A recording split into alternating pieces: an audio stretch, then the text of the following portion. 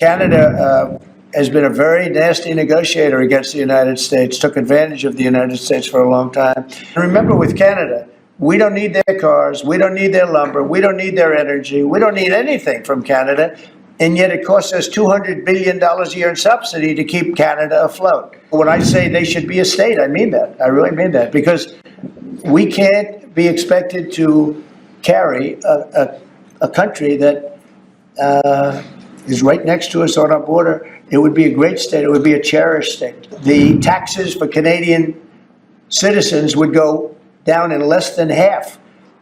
They don't spend money on military because they think we're going to protect them. A number of industries have come to you asking for exemptions on tariffs. Is that something that is under consideration by you?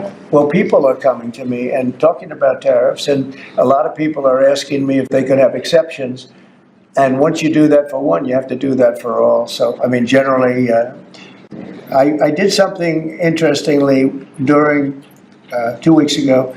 I gave the American car companies a break because it would have been unfair if I didn't. And everybody said, oh, he changed his mind on tariffs. I didn't change my mind. I helped our, sort of big three, big four.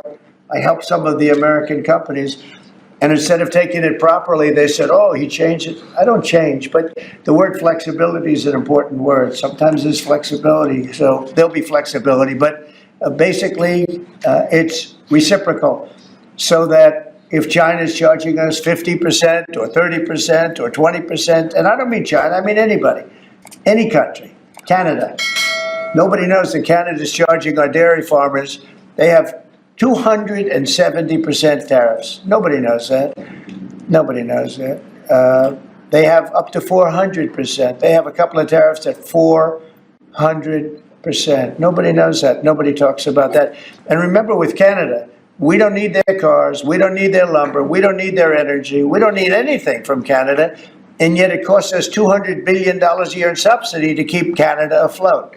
So when I say they should be a state, I mean that. I really mean that, because we can't be expected to carry a country that is right next to us on our border. It would be a great state. It would be a cherished state.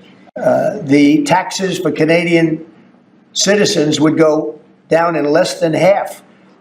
They don't spend money on military because they think we're going to protect them. There are many things that they do, like icebreakers. They want us to provide icebreakers for them. Oh, that's wonderful. So the Canada, they're very tough traders too. I want to just tell you, of all the people, they're tough traders. They trade very tough. And, the expression I use is, some people don't have the cards. I used that expression about a week and a half ago, right? Somebody was negotiating who didn't have the cards, who's now, I think, saying that he wants to do it, and I think we're going to have a big deal on that, very special something. We got to make a deal on that. But Canada has been a very nasty negotiator against the United States, took advantage of the United States for a long time.